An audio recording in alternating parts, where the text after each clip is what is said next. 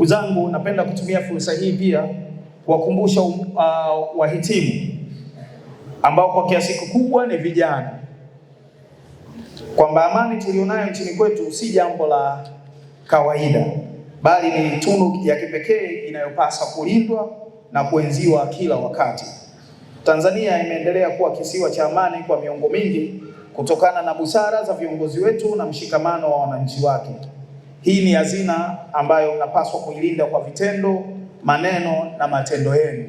Na kwa bahati nzuri nyinyi mmepata ongezeko la kwamba mna uwezo wa kisanii sasa ambao mnaweza kutumia kutekeleza hili. Vijana wasanii mna nafasi kubwa sana katika kulinda na kuimarisha amani kupitia kazi zenu za sanaa. Iwe ni muziki, ngoma, filamu, maigizo, uchoraji au fasihi. Sanaa yenu inaweza kuwa chombo cha kuelimisha jamii, kupunguza migogoro, kujenga maelewano na kuhimiza uzalendo. Epukeni kutumia sanaa au majukwaa ya mitandao ya kijamii kuchochea chuki, mgawanyiko ama vurugu.